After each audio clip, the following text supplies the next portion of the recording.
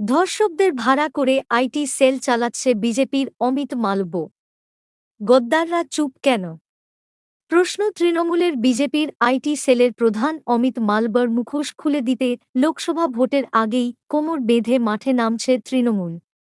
বাংলার প্রতিটি বাড়িতে গিয়ে বিজেপির মুখ আর মুখোশের পার্থক্য বোঝাবে মহিলা তৃণমূল কংগ্রেস। এ প্রসঙ্গে রাজ্যের মন্ত্রী শশী পাঁজার অভিযোগ, বিলকিস বানোর ধর্ষকদের সমর্থন জানিয়েছিল বিজেপি।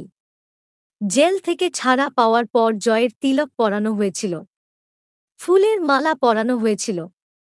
আদালতের নির্দেশেই ফের জেলে ঢুকেছে ধর্ষকরা।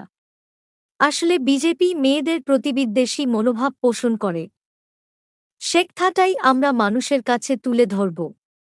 এজন্য মহিলা তৃণমূল কংগ্রেসের সদস্যরা ডোর টু ডোর প্রচারে যাবেন। শুধু বিলকিস বানো নয়, সম্প্রতি আইআইটিবিইচিউ বারাণসী ক্যাম্পাসে গণধর্ষণের শিকার হয়েছেন এক ছাত্রী। গত ৫ নভেম্বর অভিযুক্তদের চিহ্নিত করে আইআইটির পড়ুয়ারা। ঘটনার প্রতিবাদে পড়ুয়ারা আন্দোলনে নামে। শশী পাঁজার অভিযোগ, নারী ও ধর্ষণ সংক্রান্ত অপরাধের কেন্দ্রবিন্দু হয়ে উঠেছে উত্তরপ্রদেশ। অপরাধীরা যখন বিজেপির নিজেদেরই লোক হয়, তখন অপরাধ ঢাকার চেষ্টা করা হয়।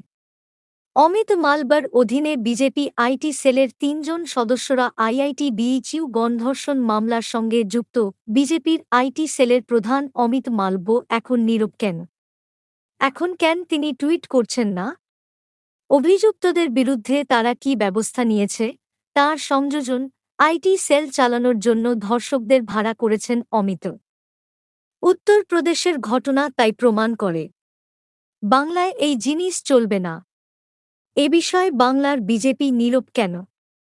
তাঁকে কি সমর্থন জানান সুকান্ত মজুমদার, শুভেন্দু অধিকারীরা?